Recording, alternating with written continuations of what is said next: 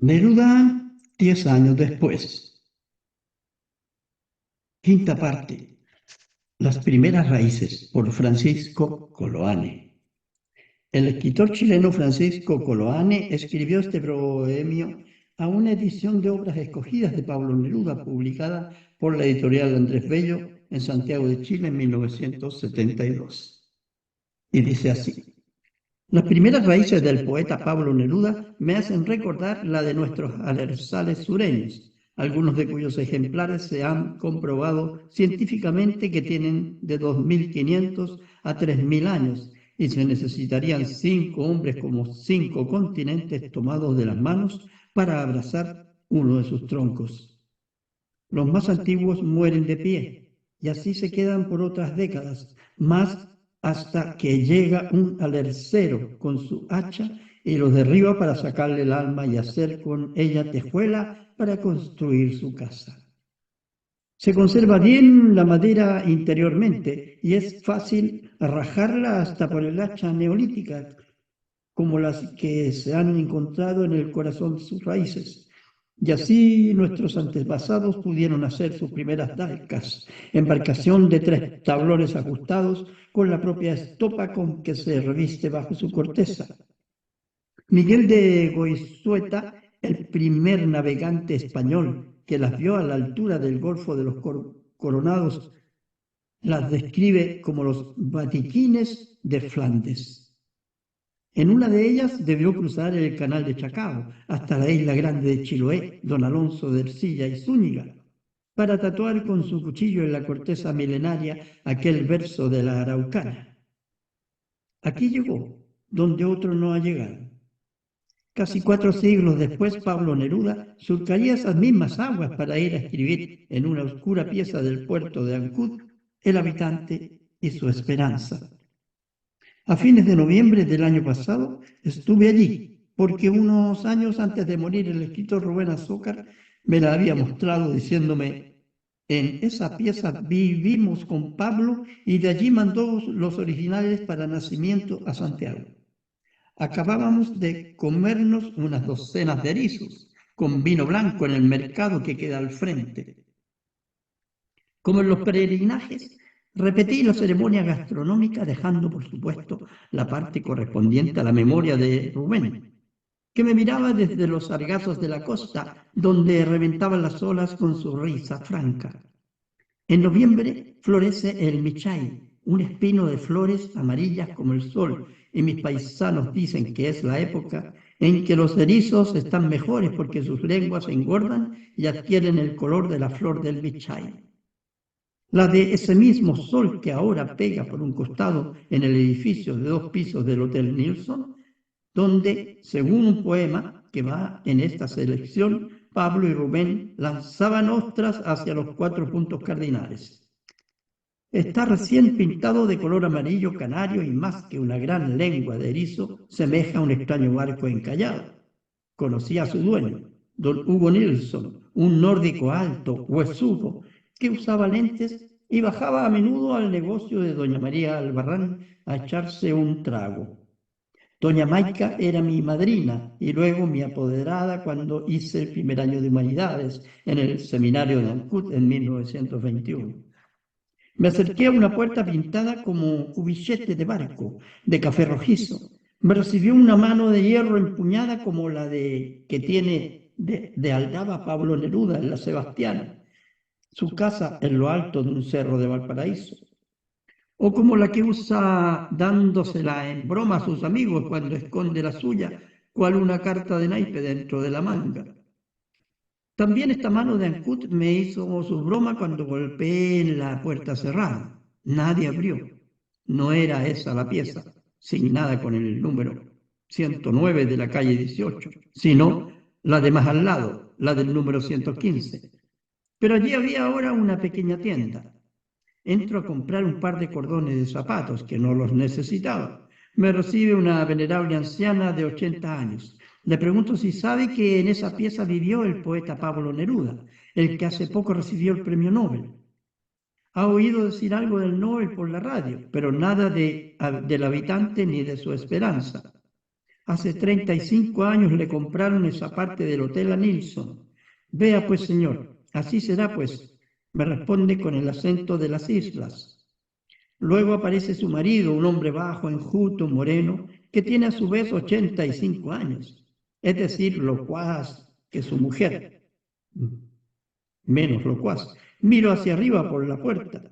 Antes no estaba ese tragaluz, nosotros se lo pusimos, porque la pieza era muy alta y oscura.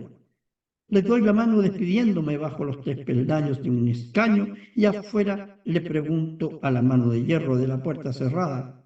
Dime, ¿son ellos Florencio Rivas y el fantasma de Lucía, la del capítulo 8? La encontré muerta sobre la cama, desnuda, fría, como una gran lisa del mar arrojada allí entre las espumas nocturnas. A media tarde se desata un temporal. Me refugio en la casa de una amiga que me deja solo frente a un ventanal. El viento y la lluvia vienen desde el océano por sobre las colinas del Echagua. Sacuden las polleras de la Virgen del Carmelo que otea a los navegantes y la cerrazón cae como un puño sobre el puerto y su cañerío. Abro mi pequeño libro de peregrino. En su raído lomo de cuero han desaparecido 3 o 4 letras de El habitante y su esperanza. Pero arriba, sobre un filete, permanece Neruda, con sus letras doradas a fuego. Asocio el gallardete que iza en un mástil junto a un mascarón de proa cuando el habitante está en Isla Negra. Esas 6 letras son para mí como las cabillas de la rueda de un timón. Y no sé si ese pez es el centro de esfera almilar, está nadando de dentro hacia afuera o viceversa. Pero en 1926 no usaba ese emblema como brújula de marear dentro de su poesía. Lo primero que encuentro en gruesas letras rojas es: he acompañado a Pancho por todas las travesías y travesuras de 40 años y aquí estoy otra vez junto a su barba, 1969. Pablo. Fue un día que estuvo en mi casa y se la pedí. Me sorprendió de encontrar esta primera edición. Me gusta la dedicatoria porque me parece que me hablara el libro más que su autor. En realidad es un misterio que no se me haya perdido este libro como casi todos los que he querido. Lo leí por primera vez allá por 1928 o 29 en Punta Arenas, al borde del Estrecho de Magallanes, y me produjo un desasosiego, como el que después me sucedió con su cuento de Rilke, Las manos del buen Dios. No me gustaba que en una novela o un cuento quedara algo oscuro, sin ser dicho claramente de todo. Desde entonces me he propuesto escribir un cuento o una novela en que todo sea claro como la luz del mediodía, pero no lo he logrado, aunque sigo aprendiéndolo.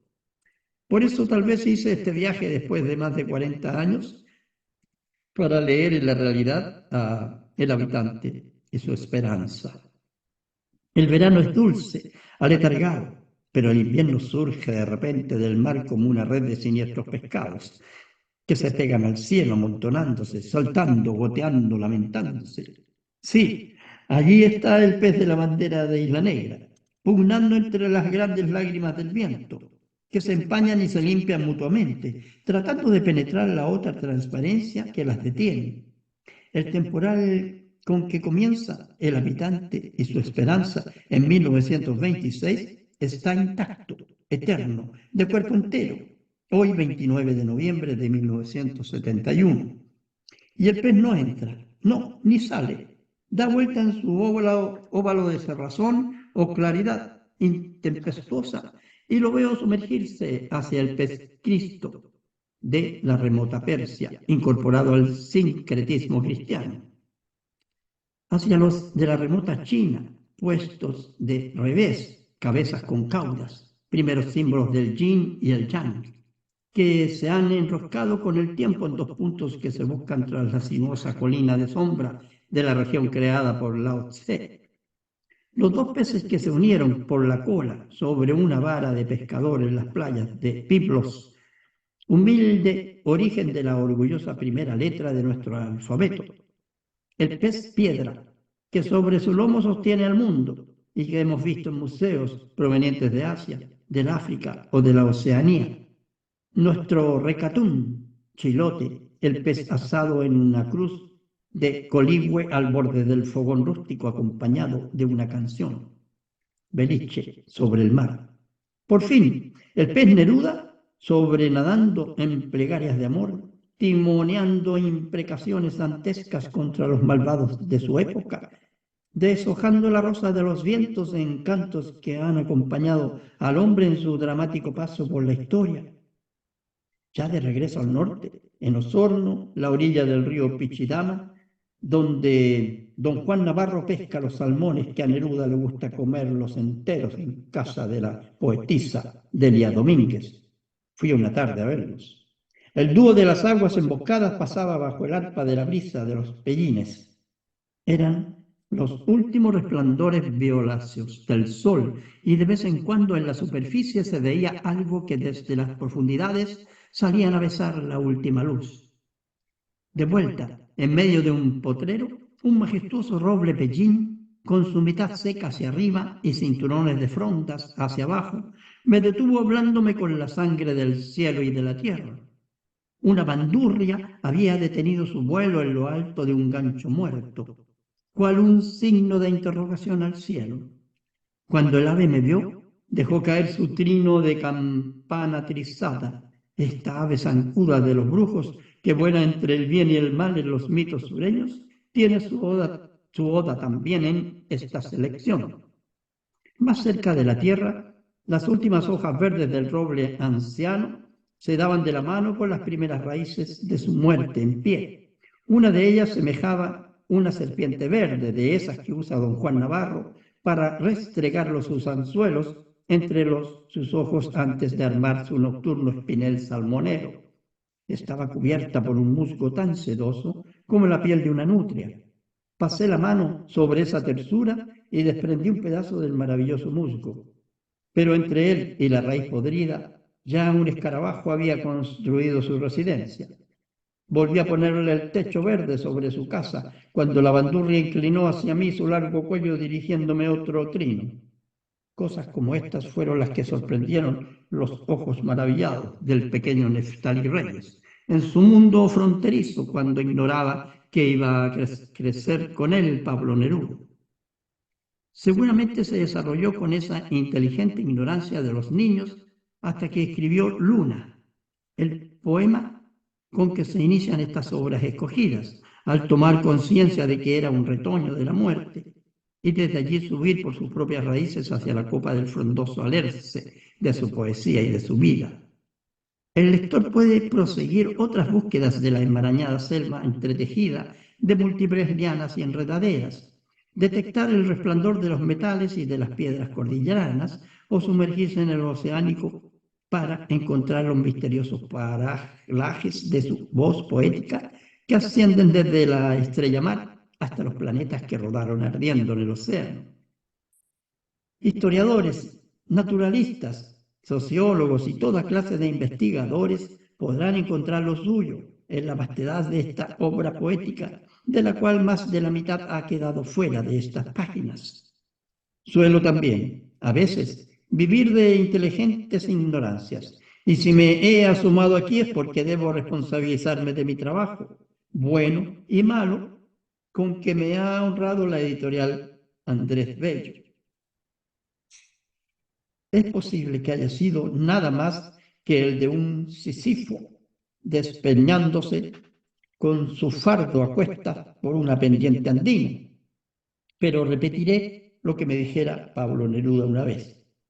Uno se pasa la vida aprendiendo a vivir y cuando ha aprendido, se muere. Pero no pienso morir, como mi hermano pez o mi primo escarabajo. Seguiré viviendo entre corteza y musgo, mientras tengamos una astilla del alma de uno de esos alerce, que de raíz a copa permanecen de pie por miles de años, o por lo menos nos cobijemos un rato bajo su sombra, cansados de tironear del anzuelo sin tez. Las piedras del cielo. Es el último libro publicado que conocemos y que cierran esta selección, porque los chilenos también sabemos caminar por las noches de cabeza por la Vía Láctea, desde la Cruz del Sur hasta las nebulosas de Magallanes. Nuestra patria vive en estos momentos trascendentales páginas de su historia, como las de Pablo Neruda. Muchas de ellas no están escritas ni las escribirá nadie con esa pristinidad originaria. Ambos poetas y pueblo han emprendido la gran ruta hacia el socialismo de este siglo y sus proyecciones culturales se irán dando recíprocamente entre tierra, pueblo y trabajadores del arte. C.M. Boura, director del Wadham College de Oxford, en su libro Poesía y Política, Cambridge University Press, 1966, escribió antes de que esta universidad le diera el título honoris causa. Es un poeta asombroso, con un ímpetu que no tiene igual en su siglo y capacidad para expresar estados de ánimo de todas clases con una opulencia sin trabas. Aunque ha estado muchas veces en Europa y aunque en su juventud leyó a los poetas franceses y españoles, entonces en boga, parece deberles muy poco. Su fuerza proviene de su origen latinoamericano, su humilde nacimiento, su vida temprana entre gente sencilla y sus raíces en un país donde la modernidad se apoya muy livianamente en fundamentos antiguos. Aquí solo he querido decir algo de esas primeras siempre vivas y tan antiguas raíces de Pablo Neruda. En este remoto país mi pueblo y mi canto lucharon por la intercomunicación y la amistad.